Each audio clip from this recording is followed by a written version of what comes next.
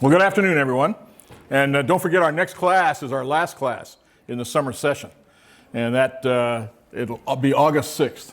Okay, that'll be our last class of the summer session. We'll all go on vacation then. Okay? Last time, we left off in kind of the middle of a pretty important topic here. New World policies, unintended consequences. The law of unintended consequences is hard at work here. And we left off right in the middle of that topic. So I thought I'd go back and kind of review a little bit. This is what we talked about last time when we got into Charles I, who ruled from 1516 to 1556. The thing about New World policies, I told you how once the Spanish realized that, see, Columbus thought he was off the coast of India or off the coast of Japan or off the coast of Southeast Asia. That's why he called them Indians.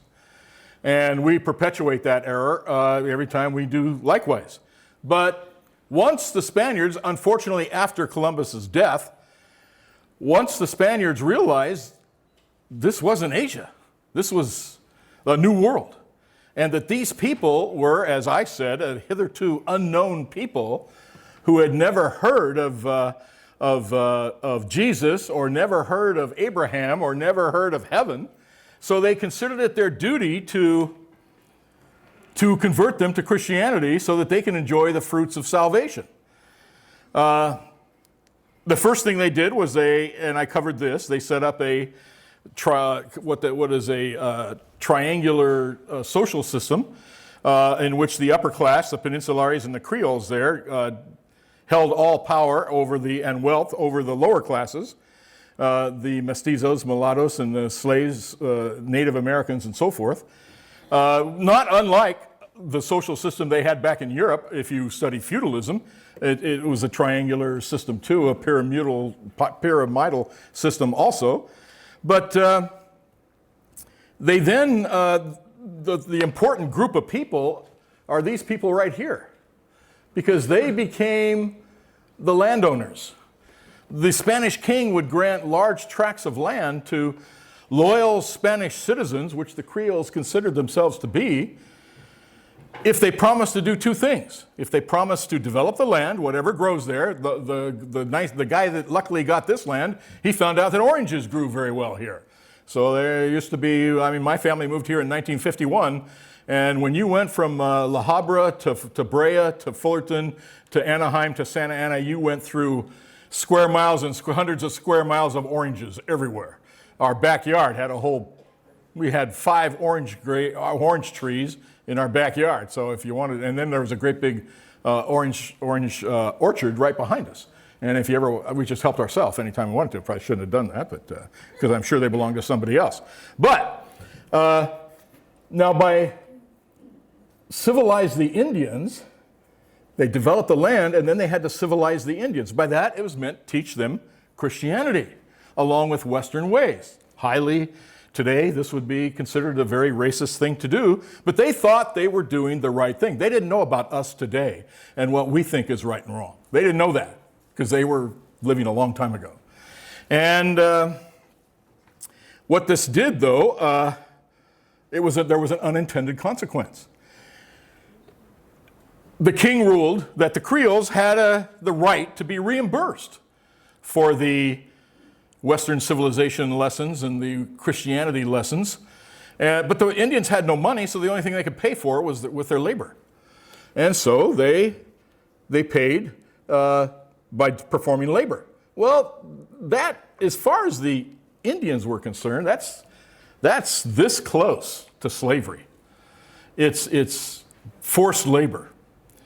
And they may not have understood the benefits of salvation yet in the next life. Give them the benefit of the doubt.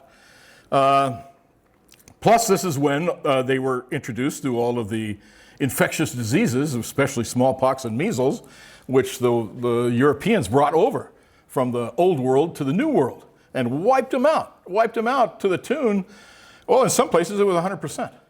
In some places only 95%. But this has got to be, it has to be, one of the greatest tragedies in all of world history.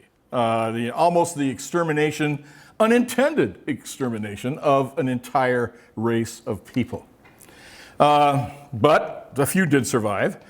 But as the Indians were dying off, the landowners still needed labor.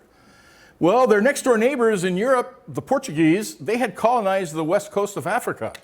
And they discovered that the Africans were not as susceptible to the European diseases as were the Native Americans, the Indians, whatever you want to call them.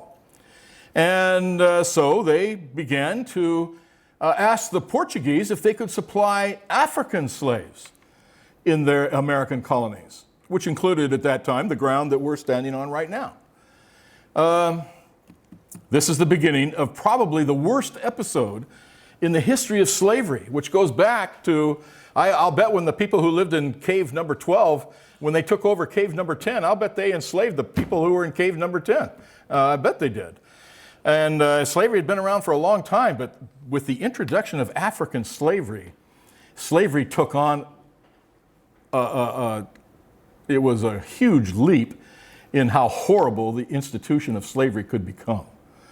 So the Portuguese got these contracts to deliver African slaves to the Spanish colonies, which of course included most of North America at the time and South America. The Portuguese had Brazil, of course, and they utilized African slaves there. As time went on, wars were fought. This became such a lucrative business. I think I told you it was called the asiento, which means assent or consent in Spanish. They were called the asiento contracts, and eventually other countries took over this African slave trade. They took it away from the Portuguese. The Portuguese were the first ones to discover the water route to Asia by going around Africa. They sailed east instead of west like Columbus did. But they couldn't hang on to it because Portugal was a small country. And they had a very good seafaring people, but they were no match for the Spanish or the English or the Dutch. And so the Dutch, the English, they took over. They fought wars for the right to sell African slaves in the Americas. And eventually the Genoese took over, among others. Dozens of different countries and different individuals won this. As I think I said, between 1518 and 1800, dozens of nations, companies, and city-states and individuals were granted the asiento. Now, as more and more Africans were imported, this made things even worse as far as the institution of slavery is concerned, but it also made things worse for the Indians, because the King of Spain had forbidden, along with Queen Isabella, had forbidden the enslavement of the Indians. But because there was such, and then once they discovered silver, and I think I told you Mexico is still the #1 producer of silver today, I believe. Once they discovered silver, everybody was put to work, and conditions in the silver mines were just horrendous. And all of this made things pretty awful. Earlier, I had mentioned the so-called Black Legend. The Black Legend is found primarily in Dutch and English histories that perpetuate the myth that the Spanish were a uniquely evil people.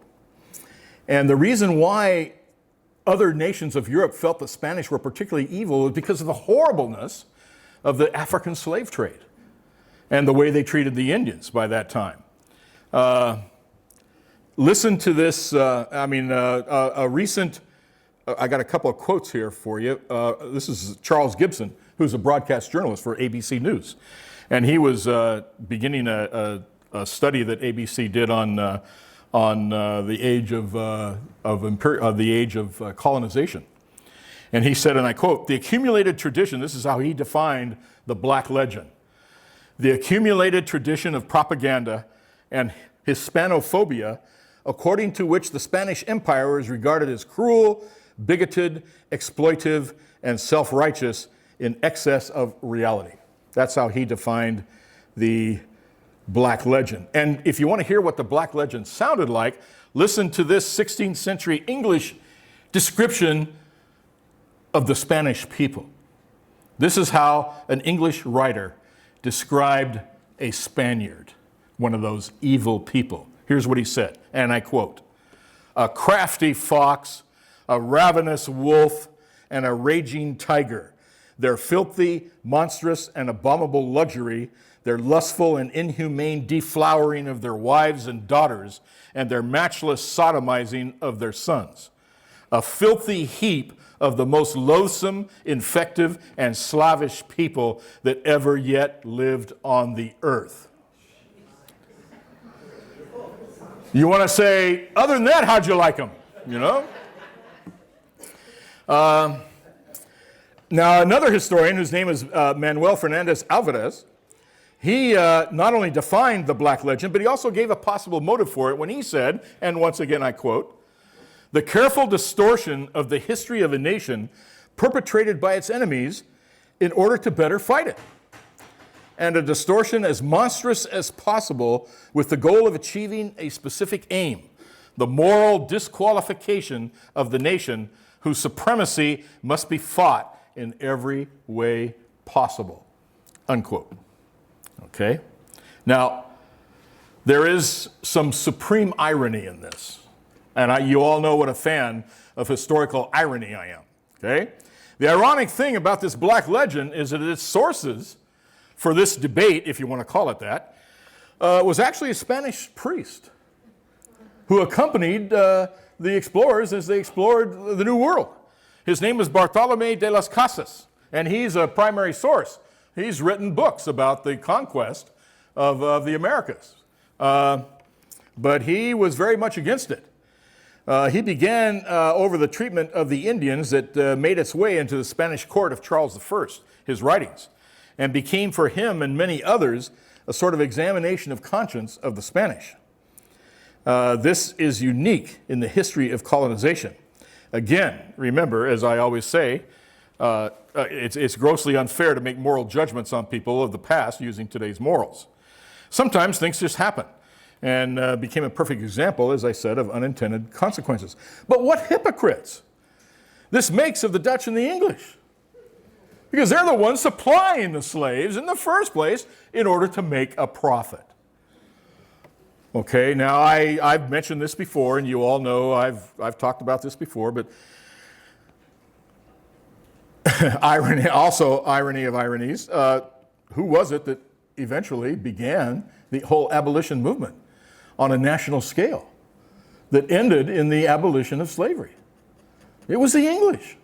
I'm sorry to say it was the English. Yes, they're the ones that outlawed the slave trade. And they not only outlawed it, they had the Navy to patrol the Pacific Ocean. And if they caught slavers, they would rescue the slaves and take them back to Africa and sink the ship. Remember the movie Amistad? A true story, although there are a few things in it that I question, like all true stories. But it's about a ship that was captured with slaves, and they end up in an American port, and they end up going all the way to the Supreme Court to find out if the property of the slaves is indeed property, and or should they be taken back. And they ordered that they should be released and taken back. I believe the Supreme Court ruled that. And John Quincy Adams was the lawyer. Former President John Quincy Adams argued that case before the Supreme Court. But did you see the last scene where they were bombarding the African port where the slaves departed from? The port that was the jumping off point for the African slaves from Africa. Did you notice the ship that was doing the bombarding? It was flying the Union Jack. It was an English ship. That's right. Okay? And of course, we put in our Constitution, when the slavery was a huge issue before the Constitutional Convention, and whether or not they should count as citizens or whether or not they should count as part of the population for purposes of representation in the House of Representatives and so on and so forth. And remember, they came up with a 3/5 compromise. Well, the 3/5 compromise was proposed by those who were opposed to slavery, not in favor of it. The ones in favor of it wanted to count the slaves as one human being each. And had they won that argument, we'd probably still have slavery today. I don't know. Can't prove it. I can't prove it. Because that would have given the southern states so many more votes in the House of Representatives than you can imagine. And remember, what brought the Civil War on, really, in terms of background causes, was the fact that they could see themselves losing control in Congress. because in every state gets 2 senators, but the House of Representatives is proportioned according to population. And the 3/5 compromise, I mean, they shouldn't have counted the slaves at all. That would have probably ended slavery much sooner, because they wouldn't have had any power in the House of Representatives as they did for until 1860. Okay. Anyway, I just thought I'd point that out. Okay. Now let's get back to the lands and as far as still talking about New World policies. Eventually, and I think I mentioned this, but I had the wrong maps up. Eventually, all the American lands owned by the Spanish and Portuguese, but I'm talking about the Spanish here, were divided up into 4 huge segments called viceroyalties. Viceroyalties like New Spain, Peru, New Spain. This is all New Spain right here. That included what is today Mexico. Okay. And then you had Peru, the area of Peru. This was, Peru is this color right here. And then New Granada, what is today Colombia and Venezuela, part of Peru today. And Rio de la Plata, today mostly Argentina. Here's where Buenos Aires was founded right here. Okay? These became viceroyalties, which formed the basis of government in the areas that lasted almost 3 centuries, almost 300 years. We haven't lasted 300 years yet, have we? What do we have? Just our 243rd birthday, something like that? Herein lie other misconceptions. There are all sorts of other misconceptions about this too, which form the basis. It should be noted that because of the vast areas involved and small numbers of Spaniards, I mean, there really never was a conquest of the Americas. Yes, Cortez, he did conquer the Aztec, and Pizarro, he did conquer the Inca. But that was about it. We're talking about a lot more territory here. Look at all this. Look at all this. There was no huge conquest of the Americas in the strict sense, at least in the old world sense, where an army goes out and conquers like the Romans did, or the Byzantines did, or the Romans did, or the Greeks did, or what have you. The Persians and the Assyrians and the Egyptians and so on and so forth. The stereotype of a powerful colonial regime, like Spain, dominating a defeated people is not viable, given the historical evidence. No subjugation or occupation occurred, except in limited areas. In fact, not a single Spanish army was ever sent overseas. Cortez was able to do what he did with the very limited soldiers and horses that he had. Only smaller contingents of soldiers to accompany explorers and priests. The Spanish fought so many wars in Europe, we're going to talk about some more of them as we go along today. They fought so many wars in Europe that they couldn't spare large numbers of soldiers to be sent to America to rule all of this vast territory. I mean, that's probably equal to all of Europe right there, or close to it. Okay? A century after Columbus, and even beyond, the Spaniards were spread so thin that they were nearly invisible, leaving their settlements tiny and, yes, vulnerable. The frontier, it could be said, and some have, was defined more by Indian goodwill than Spanish victories. One thing that hurts the Spanish reputation to this day is when one compares the Spanish treatment of the Indians with, for example, the English experience. The English chose, for whatever reason, to remain aloof from the Native Americans they discovered, and rarely intermingled with them, considering them to be beneath them. That's the English for you, okay? The Spanish, on the other hand, freely intermarried with them, which, of course, brought on more of the deadly epidemics and fueling of the fires of the Black Legend that I just discussed. But even if we apply today's attitudes, many say the Spanish come out far more moral as far as their attitude toward the Indians is concerned. For 3 centuries, Spain ruled America without a standing army and without serious Native American rebellions. Didn't happen. It just didn't happen. Did the Spanish ever attempt to use North American, South American troops in Europe? No, not that I know of. You mean made up of Native Americans? I don't believe so. I've never run across it. Let me put it that way. Yeah.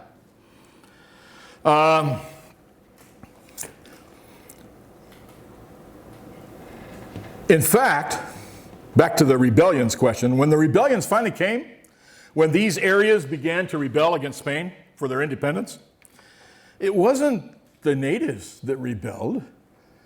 Guess who it was? It was the Creoles, the landowners, the wealthy. This was a rebellion from above. It was a top-down rebellion. And who were they rebelling against? The Peninsulares. Those who were from Spain but didn't stay in America, they went back to Spain. They were rebelling against Spain. And by the way, they had good timing on their side. When did they rebel? When Napoleon was marching through Europe. Because Spain was so busy with this, with Monsieur Napoleon, that they kind of didn't have enough time to send soldiers to America. Okay. In fact, to this day,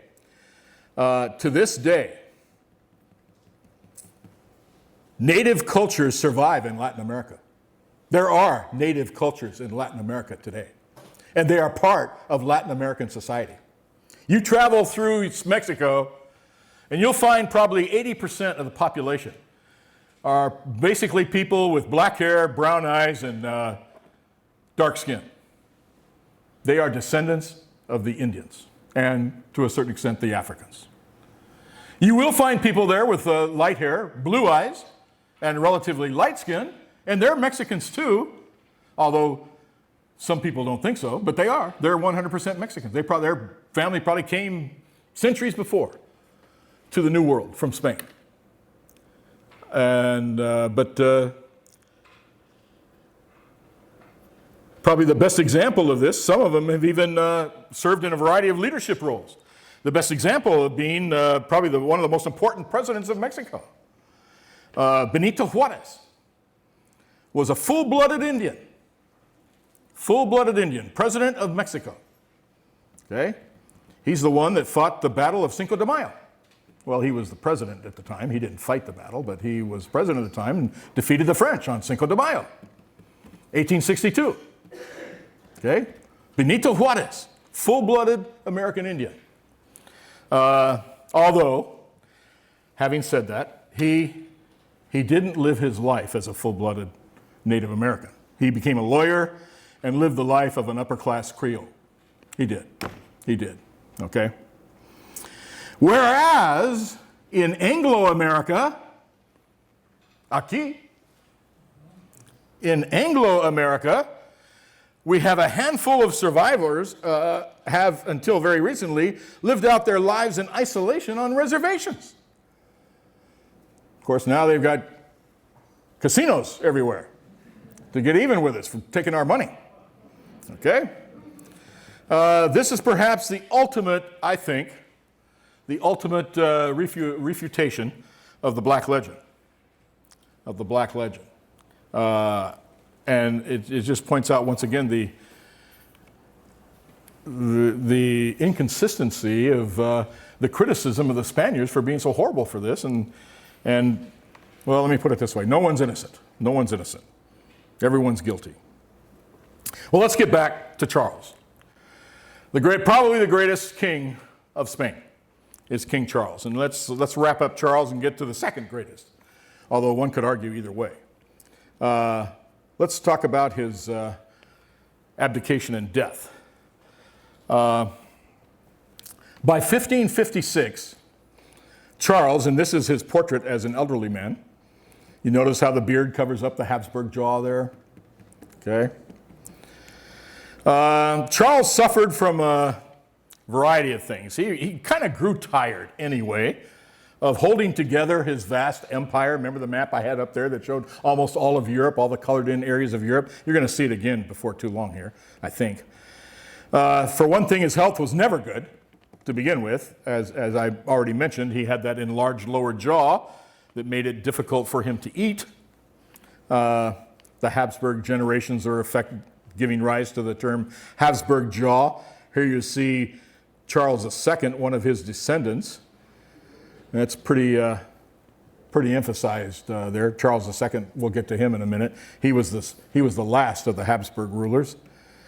The deformity was theoretically caused by the family's long history of inbreeding with other members of the same family, people closely related by blood, which is commonly practiced in royal families of that era, as I've discussed many times, to maintain dynastic control over territory. Best way to do it, you can fight a war, or you can arrange a marriage of your son or daughter to the son or daughter of somebody else. And then eventually you'll end up with that land, or at least part of it. He struggled to chew his food properly and consequently experienced indigestion for much of his life. As a result, he usually ate alone.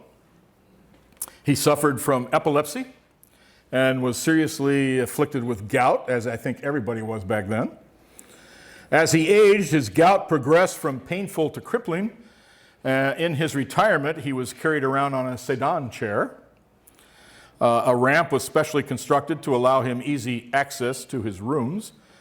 To make matters worse, he belonged to an aristocratic club known as the Order of the Golden Fleece, whose members gorged themselves at frequent banquets to the point of passing out.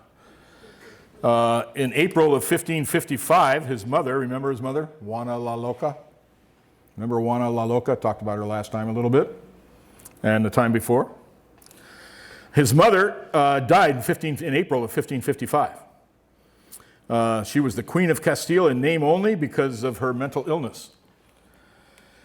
Soon thereafter, Charles shocked Europe by announcing his abdication of the imperial crown of the Holy Roman Empire to his brother Ferdinand. A few months later, he turned over the Low Countries and Spain and all of its possessions to his only surviving son, Philip.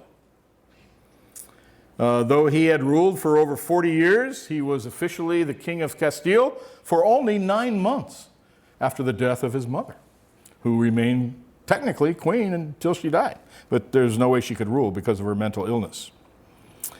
He decided to retire to a Hieronymite monastery in Yuste. Do I have that? Oh, I don't have that. Thought I did.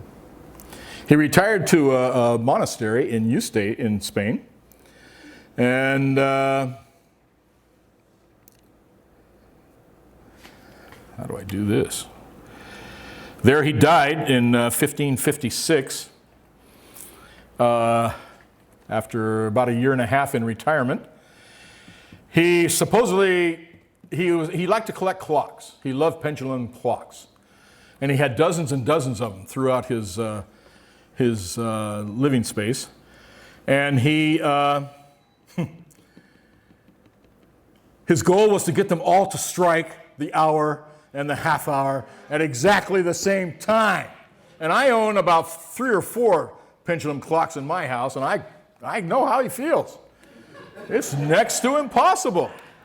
And he would remark often, how was I to keep my kingdom together, all of Europe, when I can't even get these damn clocks to strike the hour on time? And it's tough. See, the humidity and temperature changes the length of the pendulum, and as the length of the pendulum changes, well, anyway, you can't do it. Don't even try. You'll just get frustrated. Okay? All right. So, we're still talking about Spain. It's time now to talk about Charles' son, Philip, who became King Philip II, who was known as Philip the Prudent, also called the Catholic, Philip the Catholic. He was Charles' son and successor as far as Spain is concerned. This is Titian's portrait of him as a prince. I don't know who the other guy is there. I'll get to him in a minute. Even before his father's abdication, he had become King of England in 1553. Remember, he was married to Mary Tudor, Bloody Mary, Mary the First, whatever you want to call her. Due to his marriage, because she was Catholic and he was Catholic and he was interested. And remember, Mary Tudor was Henry VIII's first daughter, the daughter of his first wife, Catherine of Aragon, who was the daughter of Isabella and Ferdinand.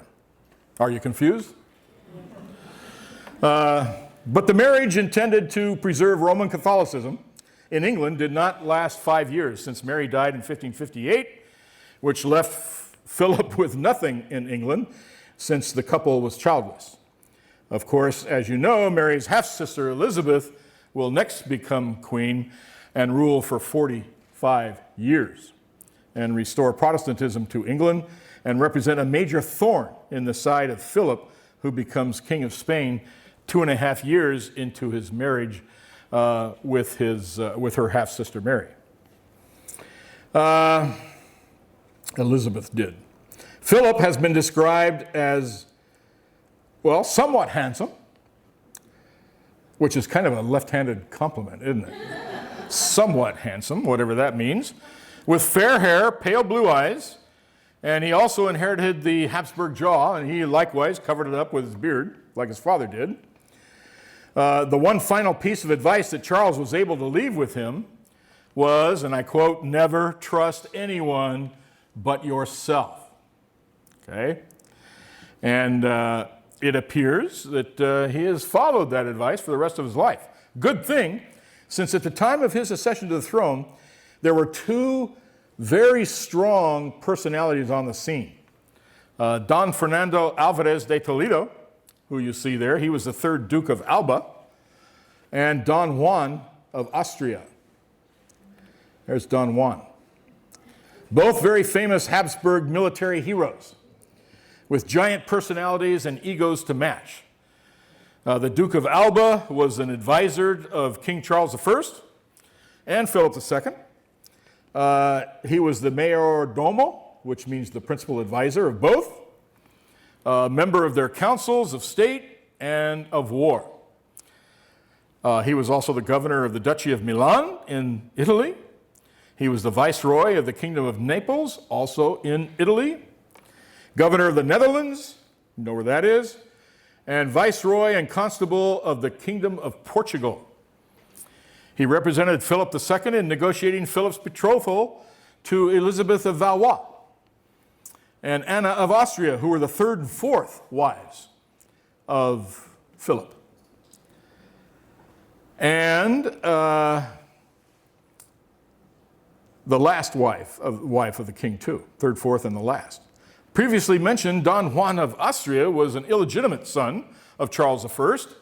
He became a military leader in the service of his half-brother, King Philip of Spain, who we're discussing now, and is best known as his role as the admiral of the Holy Alliance fleet in the soon-to-be-discussed and very important Battle of Lepanto. We'll be there in a minute. We'll talk about the Battle of Lepanto. Philip disliked any of his advisors who exhibited such strong personalities.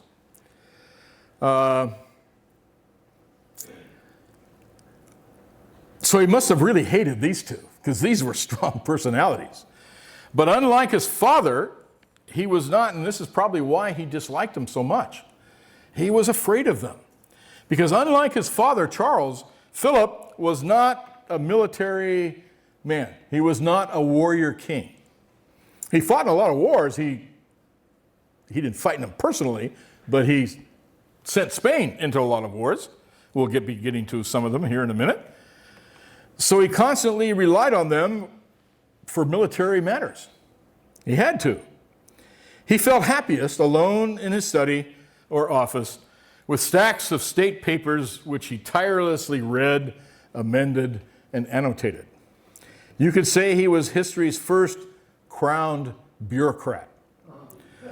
Growing up, his leisurely pursuits were mainly music and chess. His first marriage to his cousin Maria Manuela. I think I have a picture of her here.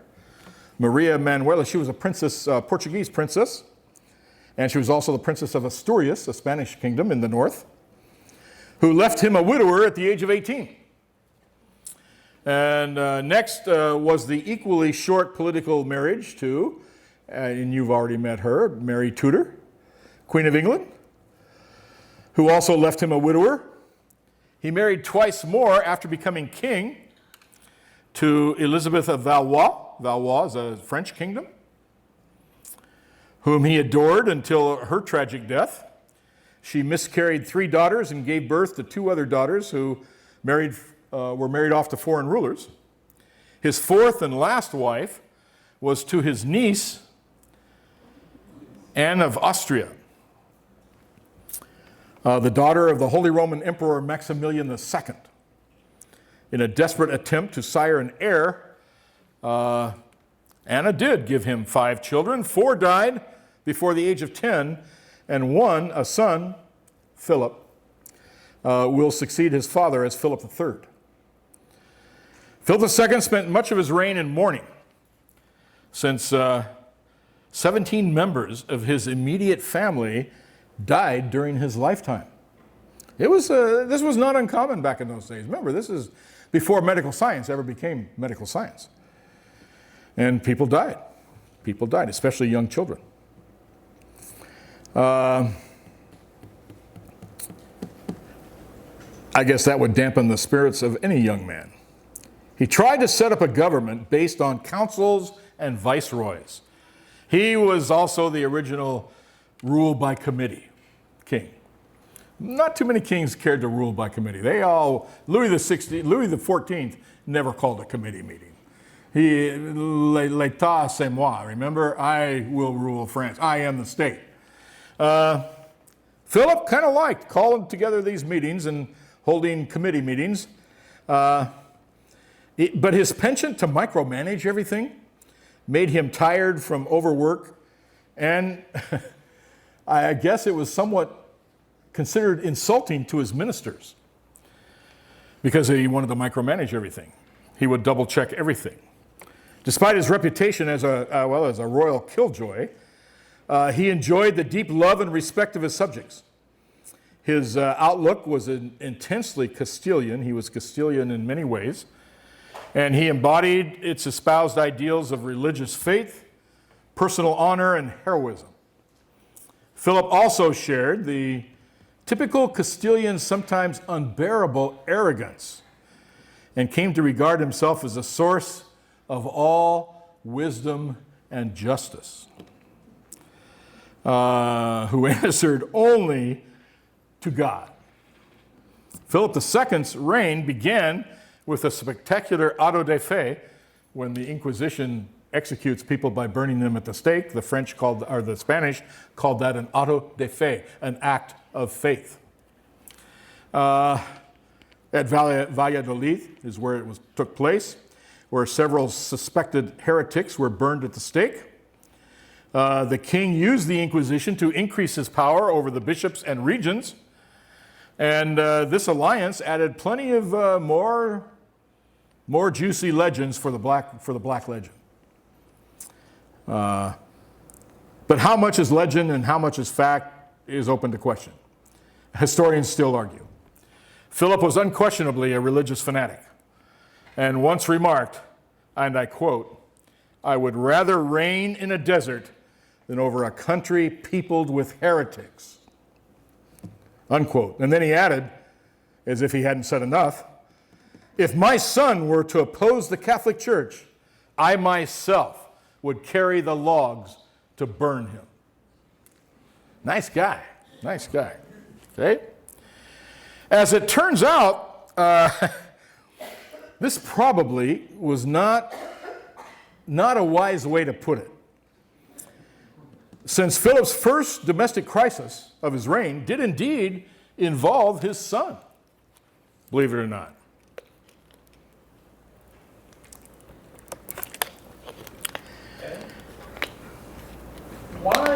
Where does the word Spain come from?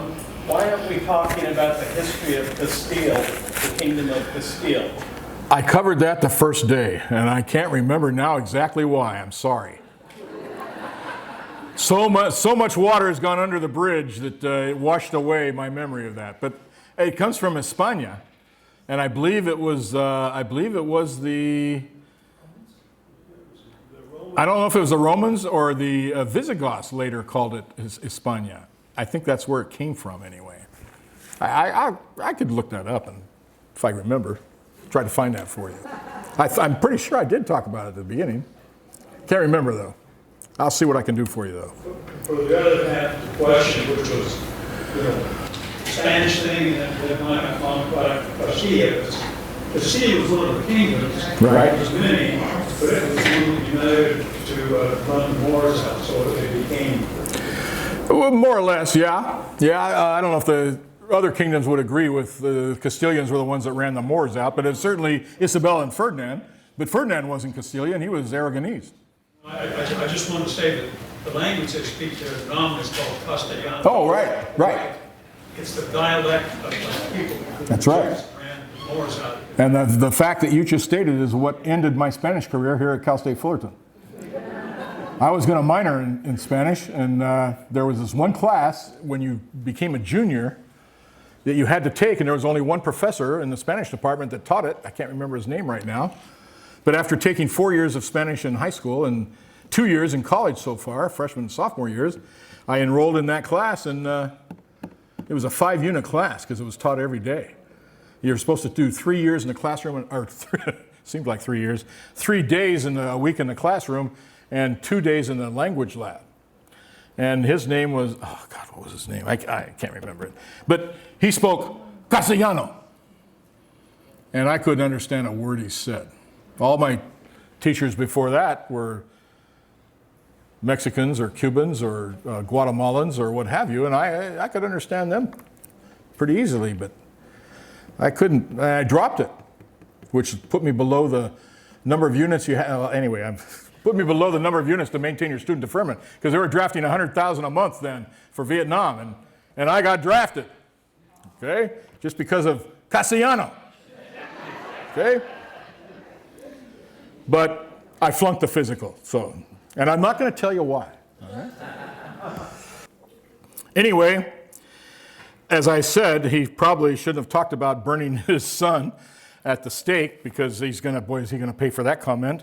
As it turns out, he had a kind of a famous son, or maybe I should say infamous. Meet Don Carlos, whose mother was Philip's first wife, Maria Manuela, a Portuguese princess and heir. The boy began life with 2 genetic strikes against him. His mother and father were double first cousins, whatever that means, and both were the grandchildren of Juana la Loca, Joanna the Mad. His frail body could barely support his oversized head, and at a young age, he displayed a fondness for disgusting acts of cruelty, such as roasting small animals alive and flogging horses to death. Right away, Child Protective Services would have been called. At 17, he fell down a flight of stairs and injured his head so badly that doctors had to remove a piece of his skull. Thereafter, his behavior worsened, and he lapsed into these uncontrollable fits of fury and wanton violence. Once he flew into a rage at a bootmaker and forced him to eat a pair of boots. He was known to wander around Madrid streets shouting obscenities and spitting at respectable women. All Europe began to worry over the fate of the Spanish throne if he should inherit it. When Carlos' erratic behavior was compounded with plots against his father, Philip finally acted, and he was locked up at the old Alcazar, the old fortress. When he died under mysterious circumstances, a few months later, the king's enemies assumed the worst. The cause of the prince's death was never proved, But historians tend to doubt that Philip was directly involved anyway. More likely, Don Carlos collapsed under his confinement from his own physical weakness, compounded by his alternating hunger strikes and gorging, and his habit of, he liked to consume large quantities of ice on hot Castilian days. But Philip was his own worst enemy by refusing to disclose any details of the mysterious death, probably out of sheer embarrassment. Don Carlos became a hero for all of those who believed in the black legend and hated Spain, Hispanophobes, if you will. Climaxing, of course, in Verdi's opera, Don Carlos, of the same name, in which his murder is followed by a bloody auto de fe, more grist for the anti-Spanish black legend mill. But here's where the story becomes even more interesting. Philip had married Elizabeth of Valois, his third wife by now, in order to fulfill the terms of a treaty with France. Remember, Valois is a French kingdom. Even though it was strictly a political marriage, the two seemed to have enjoyed each other's company to the point that Philip had given up his mistress. And she gave him 2 of his 4 children to live to adulthood. But, and here's where the plot thickens, she was previously betrothed to none other than, you guessed it, Don Carlos. Okay? Act 2 of Verdi's opera opens with Don Carlos singing a sad aria expressing anguish that his former fiancée was now his stepmother. As the aria concludes, a monk enters looking like a sinister caricature of Charles V, Charles I, Philip's father, who they called Carlo V, Charles V. Don Carlos's grandfather, who drags him into a nearby tomb and seals the entrance. That's how it ends. The curtain comes down. Okay? Such are the shifting sands where all my children play during the days of our lives as the world turns. Okay? Enough of this soap opera stuff. Let's talk about a really important battle. Time to fight a battle.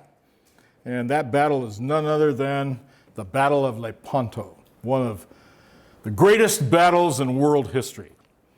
And since it's almost break time and you don't want to start a battle before break time and not be able to finish it. So how about we take our break, come back and fight this battle. Yeah. The Battle of Lepanto, one of the great battles in world history. When I taught my 10th graders, I always told them, there are battles, regular, ordinary, everyday, garden variety battles, and then there are great battles in world history. And what's the difference? Well, in the regular, ordinary, everyday battle, you have a battle and you have a winner and you have a loser and they go home and that's that. But in a great battle in world history, it changes the course of history. Okay? And I always tell them, the battle, my favorite was the Battle of Tours, fought in 732 in central France, where the Christian army of the Franks defeated the Muslim army that had just taken over the Iberian Peninsula and was marching through France, and they were beaten. And before, they were previously unbeaten, untied, and unscored upon. And I said, if this battle had gone the other way, in other words, if the winners had lost and the losers had won, we wouldn't have school this Friday. No school on Friday. And that caught their attention. They wanted to hear this. They wanted to know why. And I told them why. Because if the Muslims had won, Europe would have ended up with a Muslim tradition instead of a Christian tradition. And Muslims don't go to school on Friday. They go to the mosque to pray on Friday. That's their holy day. But they do go on Sunday. And then they all went, ah. And what was the other one? Oh yeah, the other one is well, we'll get to it here in a minute. I think we'll get to it today here. Yeah, we'll get to this one in a minute. Another battle that determines what language we speak today. The fact that I'm speaking English to you right now was determined back when this battle was fought. And then I always add, you know, there are people that say, why should we have to study history? It's so boring. A bunch of dates, a bunch of people nobody cares about. In fact, they're all dead. And I say, those people are not smart because they don't understand why they behave the way they do. And only intelligent people can do that. So intelligent people have to know history. See? And for 39 years it worked. I don't know who's teaching it there today, but it worked for a while. Anyway. The Battle of Lepanto, 1571. The rest of Europe was actually very happy when Philip succeeded to the throne of his father, Charles I, as it signaled what was called the bifurcation of the mighty Habsburg family and empire into two branches, Spanish and Austrian. And since the Habsburgs were on everybody's mind back then, this was a big deal because if it was broken into two, that might weaken it, and that they would like to see. Okay? There was peace for several years, but Philip II decided to pursue glory in a different direction. To the east was a long-standing and deadly serious foe, the Ottoman Empire. The last century had witnessed the decline of the powerful Italian city-states. Remember when we studied the Renaissance? And we learned about Florence and Venice and Genoa and Milan, those powerful city-states in northern Italy that had cornered the market on the spice trade in Europe because the Muslims bought it from the Chinese and everyone else, and then it came through the Silk Road, went to the Mediterranean, and then the Genoese and the people from Venice and the Venetians, and they all would load up their ships with pepper and then sell it in Europe at profits of thousands of %, and became fantastically wealthy and fantastically powerful. Okay? But by the time we get into the 16th century, those Italian city-states were losing it. And this power vacuum was filled by the rise of a sprawling empires in the person of twin 16th century leviathans of Spain and the Turks, the Ottoman Empire. Okay? This area right here, this peninsula, was known in the ancient time as Anatolia. And I don't know where they got that name from either. Okay? What we call Turkey was Anatolia. And on other maps, you see it called Asia Minor. But that was the heart and soul of the Ottoman Empire. The Ottomans became famous because they were the conquerors of the Byzantines. The Byzantines inherited the Roman Empire in the east under their great ruler in the 4th century AD, Constantine the Great, who renamed the city of Byzantium after him, city of Constantine, Constantinople. Okay? The Ottomans they expanded their empire. I mean, look at all the green area was the Ottoman Empire. Directly administered territory, the lighter green is the vassal and autonomous territory, territory lost, and then they started losing territory. Some of the striped areas you see, they began to lose to other empires. And vassal territories lost before 1683, okay? Which is much later than the battle we're talking about. This was just the best map I could see, so I could find, so I got it for you, okay?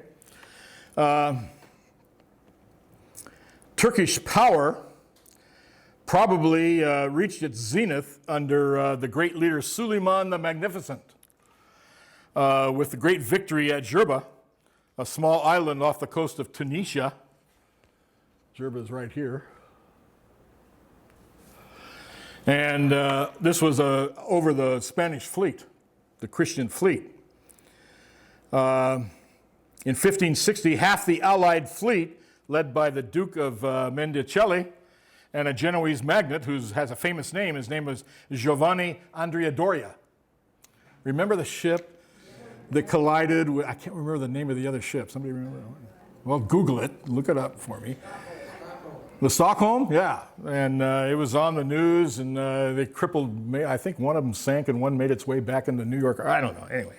But it was called the Andrea Doria, which I presume is named after him.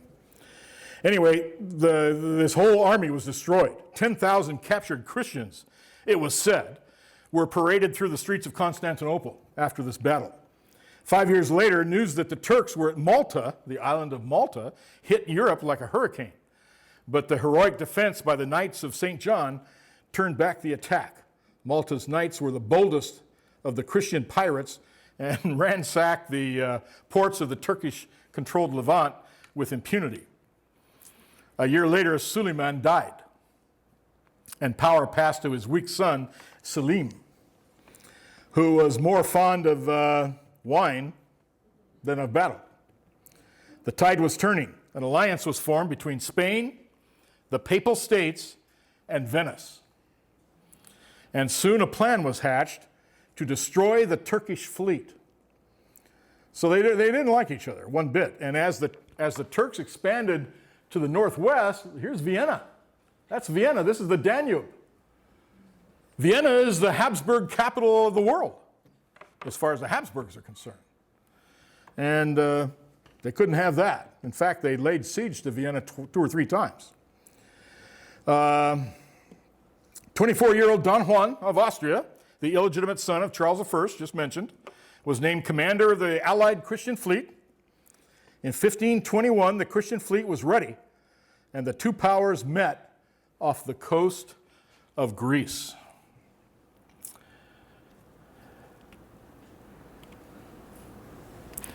Kind of a complicated set of maps here. Here's Greece, here's the Mediterranean Sea, here's Italy, here's Sicily, North Africa, Turkey. This is the Gulf of Corinth right here. And that's where there's a little town of Lepanto. Right there is where the fleets met. As you enter the Gulf, that's where the fleets, that's the two fleets in blue and red here. And here you see them over here, the Christian fleet and the Turkish fleet.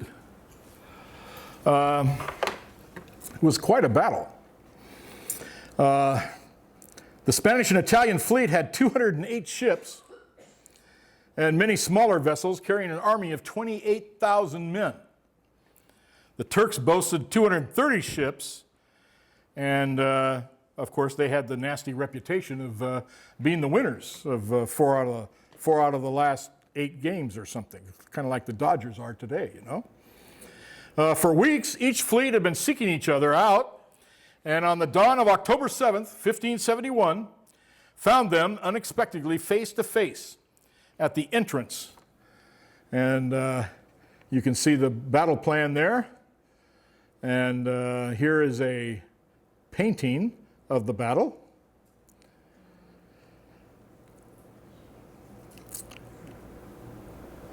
It was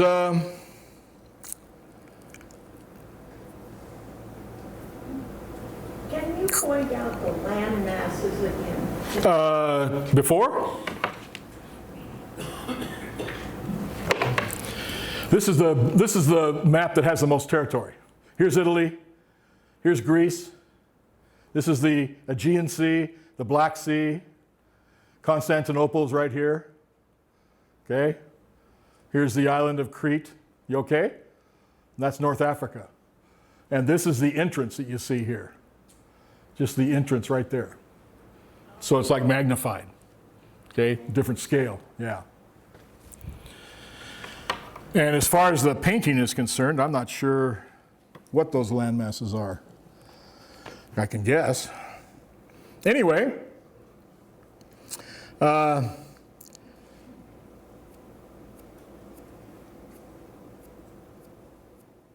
They met face to face at the entrance in Greece, and thus giving the momentous battle its name.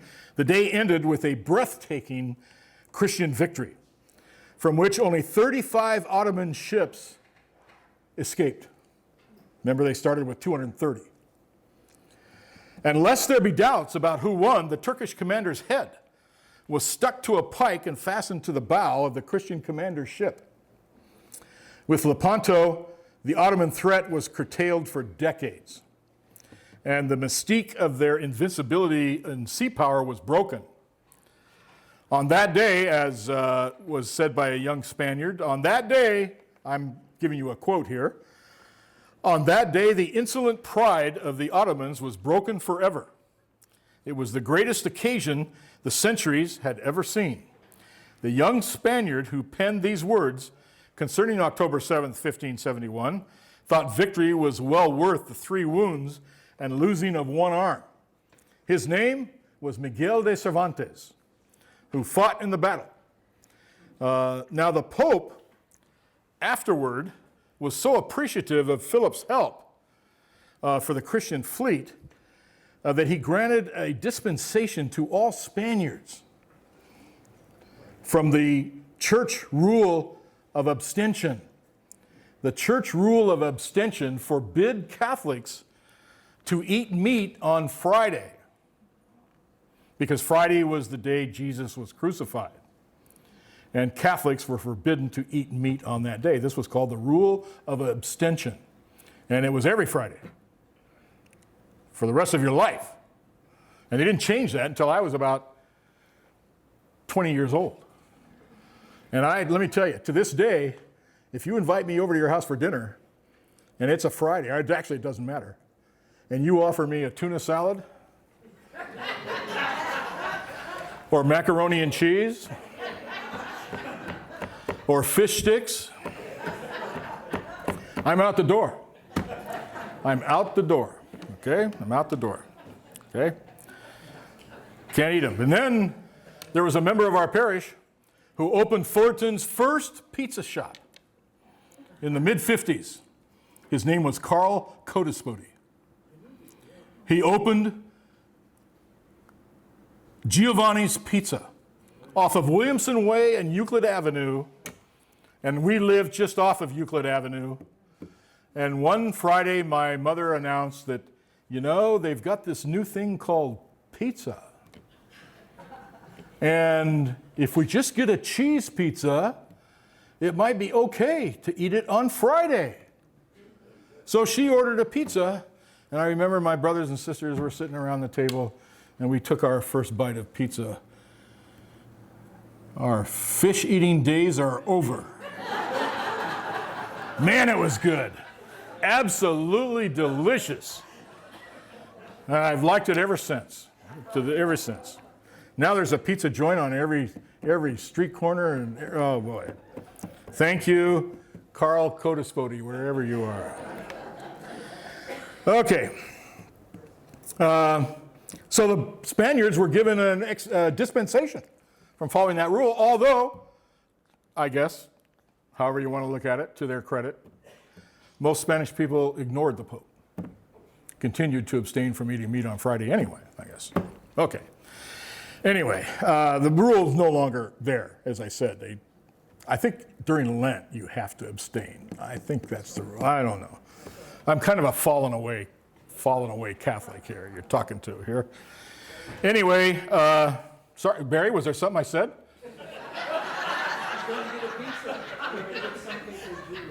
Oh, okay.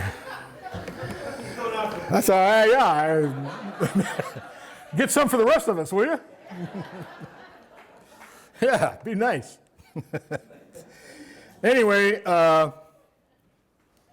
things just kept on coming. And by the way, this battle is I can't tell you what's different, but I guess for the Spaniards, eating meat on Friday was different. Okay, things just kept on coming up roses for Philip, since shortly after the battle, the King of Portugal was killed in a battle in Morocco. Philip had a claim to the Portuguese throne through his mother's family and seized the throne, thus uniting, at least in theory, and as it turns out temporarily, the two kingdoms. So Spain and Portugal were one for a while. I guess they had to erase the line and make them all the same color on the maps for a while. He further reinforced his claim with Spanish troops, and the Portuguese parliament added its ratification. They didn't have much choice. Many historians use the Battle of Lepanto and Philip's seizure of Portugal as a high water mark in both Philip's reign and Spain's political hegemony, or hegemony, however you want to say that word, in Europe. Okay, but there were still problems. The Dutch represented a huge problem for Spain. Now you will recall, I hope, that one of the holdings of Charles V was the Netherlands and Flanders. The Netherlands, whoops, let's get that map up there. The Netherlands and Flanders, this area right here. Very, very, very, very, very valuable because, as we all know, there are many good ports there. The Dutch are a very hardworking, industrious, and thrifty people, okay? And they were beginning to take over a lot of the trade in the Atlantic and elsewhere. So this is pretty important. Now, when Charles abdicated, he passed on, he abdicated his throne to his son Philip II. He passed on the Netherlands and the Flanders to his son, Philip. Charles, despite his harsh actions, had been seen as a ruler emphatic to the needs of Netherlands. He spent much of his reign there and spoke Dutch. This is Charles now. Philip, on the other hand, was raised in Spain, spoke neither Dutch nor French. During Philip's reign, tensions flared in the Netherlands over heavy taxation, suppression of Protestantism. The Dutch became Protestants. They were Calvinists. The Dutch Reformed Church was a Calvinistic branch of Protestantism. And Philip's centralization efforts. The growing conflict would reach a boiling point and would lead ultimately to the Dutch War of Independence. The Netherlands at this time was really an amalgamation of 17 provinces. Here are the 17 provinces. They were called the Low Countries at the time because you know most of it's below sea level. That's why they had all the windmills to pump the water out, you know. This growing problem prevented Philip from pressing his advantage over the Turks at Lepanto because he couldn't collect enough tax money from them. This is also why the Netherlands is sometimes called Spain's fatal inheritance. With the death of Charles, the Low Countries, basically the same 17 separate provinces, roughly encompassing modern-day Belgium, Luxembourg, and the Netherlands, were no longer one part of an empire of equals. Spain would try to rule them as it did Italy or the West Indies. Indeed, Philip considered Flanders, the most southwestern counties, the key to his empire. Without it, Spain would cease to be a European power and shrink back behind the Pyrenees. Unfortunately, events in the Netherlands determined Spain's destiny for the next 100 years. Although the Low Countries were still Catholic in the majority, Lutherans and Calvinists were making much headway in the north, especially in what became the Netherlands. As almost everywhere in Europe, local nobles used Protestantism as a means to assert their waning power and independence over kings who were mostly Catholic. These Dutch nobles were deep in debt and had a vested interest in rebellion and war. Their leader was William of Orange, sometimes called William the Silent, a leading Dutch noble from the House of Orange. His capital city was Nassau. The two nationalities were a study in contrast. The Dutch were pleasure-loving businessmen, while Spaniards were more serious and devout. Attempts to transform this urbanized, industrialized country into another Spain by enforcing silly rules like forbidding students from traveling to Paris for instance, which was a law that Philip imposed on the Netherlands, were futile and foolish. Resistance in the form of riots, church burnings, and other violence began in the mid-1560s and continued for decades. The feared military man, the previously mentioned Duke of Alba, arrived in Brussels to squelch the bubbling revolt with a heavy hand, sending hundreds to their deaths. And he remarked, and I quote, "It is far better to preserve by war for God and king a kingdom that is impoverished and even ruined than preserve it entirely for the benefit of the devil and the heretics and his disciples." Not much room for compromise there. William led an army, this is William the Silent now, the guy you see up there, led an army of mostly mercenaries against Alba with little luck, but these early battles are considered the beginning of the Dutch 80-year war, 1568 to 1648. For 80 years, this war of rebellion will drag on. And even though the Dutch had pretty much won it a good 20, 30 years before 1648, it wasn't officially enshrined in a treaty until 1648. Do you remember that date? That's when the 30 Years' War ended, 1648. Spain's attempt to impose its rule proved more costly than her ability to pay. As a result, the Spanish army was not paid for months, and a horrific incident called the Spanish Fury. Soldiers in Antwerp erupted in an orgy of mindless destruction and murder that left thousands of innocent dead and gave more credence to the Black Legend. This final act united all 17 provinces in a common effort to drive out the Spanish. 1581, the United Provinces declared their independence, precipitating a state of open rebellion, and Spain was then forced to fight on two fronts: Protestants on land and Turks at sea. The corresponding financial obligations forced Philip to suspend all payments to creditors, a polite form of saying declaring bankruptcy. Against this backdrop, Philip sent his half-brother, Don Juan of Austria, the miracle worker and the victor at Lepanto, to attempt a solution. Said the departing Alba, "Kings treat men like oranges. They go for the juice, and once they have sucked them dry, they throw them aside." Don Juan arrived with some far-fetched schemes for ending the trouble. Now, into this fray steps Queen Elizabeth I of England. She was not so secretly aiding the rebels, and the prince concocted a plan to conquer England and wed Mary Stuart, who was the Catholic relative, cousin of Elizabeth I. But Don Juan too succumbed to the fatal inheritance, dying of typhus at the age of 33. His body lies at the Escorial's Pantheon of the Infantes beneath a lifelike effigy that some say attracts far more female visitors. Some moved to tears. Remember, Don Juan was famous for the women that well, you know what I mean.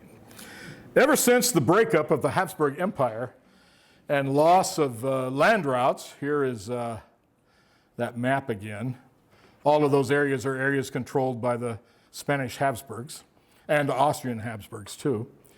In order for the Spanish to get troops and supplies here, they couldn't sail because this is the English Channel. England's up here. And so the English Navy would not allow that. So they built a road from their Italian holdings. They built a road called the Spanish Road that they would use to outfit their troops, but it went right along the Rhine River here, which of course was the boundary between France and Germany, or the German states. No Germany yet. And it was called the Spanish Road. And Spain's control depended on the neutrality of England and its navy. This is why Philip, early in his reign, actively supported Elizabeth against the Pope's threats of excommunication and the machinations of Mary, Queen of Scots, a challenger to Elizabeth. These attempts to cement an Anglo-Spanish alliance belie Philip's reputation as a religious fanatic, as a rigid religious fanatic. Protestant England counted more than Catholic France when Spain's political interests were at stake. Inevitably, war and rebellion took their financial toll on Spain's precarious economy. Debt payments were periodically suspended, as I just said. American silver served as a temporary stopgap, but it was a mere finger in the dike, no pun intended, to a fundamentally unsound economy. Castile exported raw materials such as wool and iron, but suffered a large trade imbalance because it imported far more finished goods. The difference was made up with any American bullion left after paying foreign creditors, but soon that would begin to dwindle. The War of Dutch Independence would last a long time, as I said. They called it the 80-year war, and would result in the final Spanish recognition of Dutch independence as part of the Treaty of 1648, which ended the 30 Years' War. So that's the Dutch problem, and the Dutch were successful. And by the way, they had such a great navy left over, they went and grabbed all the Spice Islands that the Spanish and Portuguese have been fighting over all this time. And the Dutch controlled it. Well, actually, they controlled it till after World War II, because Dutch Indonesia was basically part of the Dutch spice empire. But of course, what did they discover there that was more valuable than spices? Oil. And that's why the Japanese grabbed it early in the war. Right after Pearl Harbor, the Japanese grabbed Dutch Indonesia because they wanted that oil. They needed that oil. Okay? All right. Well, let's get on to that other battle. The other great battle in world history. And if this battle had gone the other way, we would not be speaking English right now. We would be speaking Spanish. Okay? Great battle in world history. The Battle of the Armada. Philip's decision to send the mighty Armada against England has a lot to do with the events in the just discussed Dutch rebellion. As you know, Philip was married to Mary Tudor, granddaughter of Isabella and Ferdinand, in a vain attempt to reverse the English Reformation and force England back into the fold of Roman Catholicism, since Mary Tudor was Catholic. But her sudden death, without issue, ended that dream. So Philip decided to, going to get a little corny here, he decided to step up to the plate and try his luck with Mary's half-sister, Elizabeth, who was single but Protestant. This plan was temporarily postponed while Philip married his third and fourth wives, but those marriages didn't last long, leaving brief windows of opportunity between 1558 and 1559 and between 1580 and 1588. But as it turns out, Elizabeth was no rookie minor leaguer. She possessed a wicked curveball and a devastating slider, since she knew the advantages of playing hard to get, not only for herself, but for her kingdom. She also correctly assumed her value and importance in the rest of the world, and to the rest of the world, would be instantly lost upon her marriage to anyone for any reason. This proved very frustrating to Philip. Strike one. During the aforementioned Dutch rebellion, Philip needed at least neutrality from England to get supplies and soldiers by sea to the Netherlands via the English Channel. But Elizabeth's aid to the Protestant rebels, and of course its excellent navy, made Elizabeth an ally of an enemy and caused Philip to shed his friendship with Elizabeth by ordering his navy to seize English ships in the Channel. Of course, this caused Elizabeth to respond in kind by ordering what were called the Sea Dogs into action. The Sea Dogs were essentially a military branch that was authorized by the Queen, Elizabeth, to attack the Spanish fleet and loot their ships of their gold and silver and bring it back to England.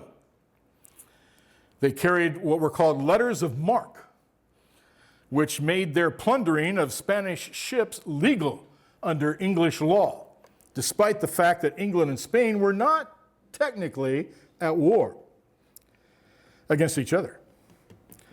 The two most famous of these sea dogs were Sir Francis Drake, you see here, and John Hawkins, who you see here, who are about to become even more famous in the upcoming battle, Strike 2.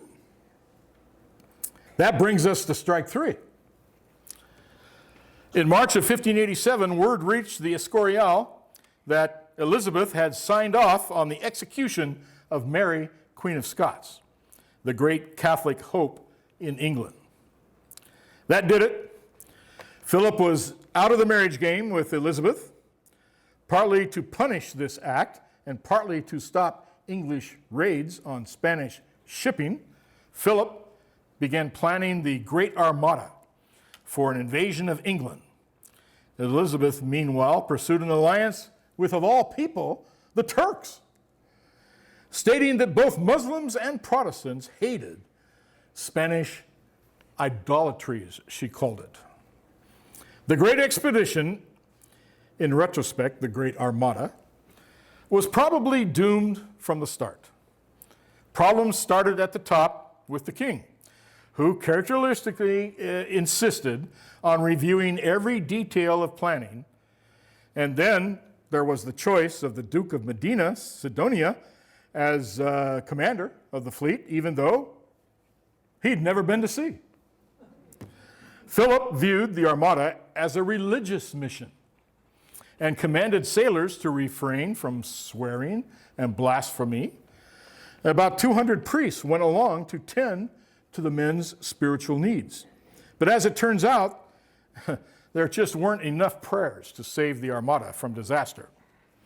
Trouble started before the fleet even left Spain at La Coruña, where a sudden summer storm destroyed about a quarter of the fleet in port. Due to inept planning, provisions were already running low, and half the men were ill. Finally, in July of 1588, about 130 ships and 29,000 men set sail for the English Channel, where the plan called for them to take on more troops in Belgium. They were going to set sail from Spain, arrive in the English Channel, and sail to Belgium here, where more troops would be unloaded. The plan at first went pretty well. The Spanish fleet went into its feared crescent formation and moved up the channel with very little opposition. But the English, under the leadership of the just mentioned John Hawkins and Sir Francis Drake, lay waiting at the Plymouth Sound and then slipped out of and got windward of the Spanish, slipped out of their port. Much credit for the victory goes to the disarming self-confidence of Drake, who later will become the second to circumnavigate the world, who played a famous game of bowling the night before, manning his ship. From their superior position, the smaller and faster English ships began snapping at the lurching Spanish ships like dogs on a sick bull. A fatal strategic flaw sealed the Armada's fate, as the Spanish had no port capable of handling their huge ships for resupplying or boarding their land-based army. They were forced to operate on the high seas far from home without any hope of aid arriving. In anchorage off Calais, the Armada became a perfect stationary target for fire ships, which caused the Spanish to panic and break formation. Fire ships were where you simply sent basically unmanned ship loaded with firewood, set it on fire, and just sail it right into like torpedoes, into the enemy fleet. It was the beginning of the end as the retreating fleet headed north into a flurry of storms. They then just continued north into the North Sea here. If you've ever sailed on the North Sea, you know it can be pretty rough. And after rounding Scotland and skirting the Irish coast, where many ships crashed on the rocks and navigation hazards along the west coast of Ireland, limped back to Spain, and only 63 ships. They had lost nearly 63 ships and 9,000 men. And of course, here's a famous painting of the battle. English painting. Many historians consider the defeat of the Armada the high water mark of Spanish power and influence in Europe and the world, but how could it be if they lost? Truth be told, Spain had been in decline for decades prior to the Armada. It was a kingdom built on a facade. Its economic weakness at home would ultimately prove fatal, despite the fabulous bullion pouring in from America. Yes, the empire appeared mighty, but Castile was mired in debt, poverty, and pestilence, as well as growing self-doubt. It may be more true that the battle marks the beginning of the English rise to prominence more than anything else, as depicted in the famous allegorical painting of Queen Elizabeth I, wearing an incredible dress and crown, and in the background, out the window here, it's as if there's the Battle of the Armada going on right there. And she's got her hand on the world, symbolizing that this battle will give England control of the seas. And that's why England was free to colonize the east coast of North America. And we speak English because the east coast of North America eventually became the United States of America after we won our independence from them. So see, every minute of every day, we are results of this battle.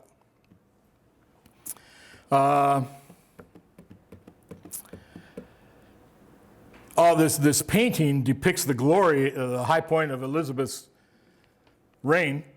She'll die in 1603, 14 years later. Certainly, she would have been burned at the stake had the English lost. That was Philip's goal. And this, of course, caused even more hatred in Spain for the English. And Philip's successor, Philip will die 10 years later, will spend considerable time, effort, and money trying to get even by, for example, stirring up rebellion in Ireland in 1601, but the plan was betrayed when a conspirator was offered a bottle of whiskey, or so the legend says. This hatred of the English will continue for at least 100 years, to the accession of William and Mary in 1688, after what was called the Glorious Revolution in English history. We studied that when we were in England. When Spain, like France, gave support to the pretenders of the deposed James II of England, and then William of William and Mary. William was a descendant of the previously mentioned William the Silent, who led the opening rebellion of the Dutch against the Spanish anyway. So it's like rubbing a little salt in the wounds of the Spanish. And that, well, let's see. Let's talk about El Escorial. I mentioned it a little while ago. Some call the famous Escorial Palace monastery the eighth wonder of the world. It may have been the inspiration for Louis XIV's Versailles, since the Hall of Mirrors looks a little bit like maybe if you use a little imagination, looks a little bit like the Hall of Mirrors at Versailles. Whatever the truth, San Lorenzo de Escorial, 30 miles outside Madrid, which is where Philip moved the capital from Toledo, can be appreciated on many levels. First, there's the imposing building itself with its massive gray granite facade, broken only by narrow prison-like windows and pointed gables. There are 134 kilometers of corridors, 16 courtyards, 15 cloisters, 86 staircases, 1,200 doors, and more than 2,000 windows. There is a sumptuous royal crypt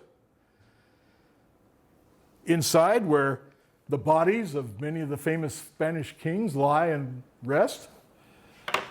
And a well-stocked library, and an unbelievable collection of human body parts of many saints preserved as relics. On another level, Escorial is also the supreme monument of the Counter-Reformation, Spanish Catholicism embodied in solid, unyielding stone, designed and built by Juan Bautista and Juan de la Herrera, in a heavy, austere style so fittingly created in the Spain of the 16th century. It is also a near perfect reflection of the man behind it, King Philip II. Philip built Escorial. The name means slag heap, a reference to a nearby mine, to fulfill a vow taken after an earlier Spanish victory on the Feast of St. Lawrence. Some claim the gridiron design, complete with handle, was based on the martyred saint's death. He was roasted alive on a grill by the Romans. The first stone was laid in 1563, and work went on for 21 years, a remarkably short period of time for such an enormous project. Philip took deep personal interest in every detail of the planning and construction and signed off on all documents with Yo el Rey, I the king. He sat for hours on a stone bench overlooking the works in order to watch daily progress. El Escorial became a giant metaphor for the empire itself, which the king also tried to control in the minutest detail.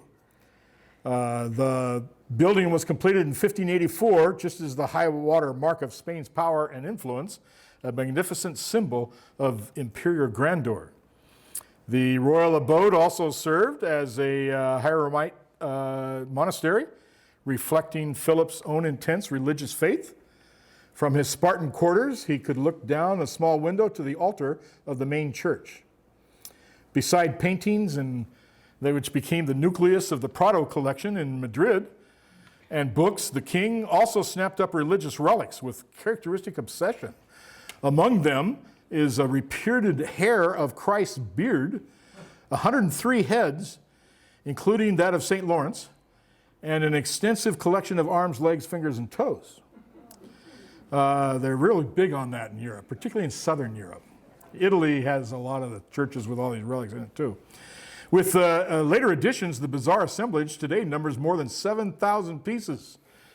Deep in the bowels of the Escorial, the ornate royal mausoleum contains several rooms of the tiered coffins of Spanish rulers, which I've already shown you, starting with Charles I, as well as assorted family members and select royal bastards, such as Philip's half-brother Don Juan of Austria.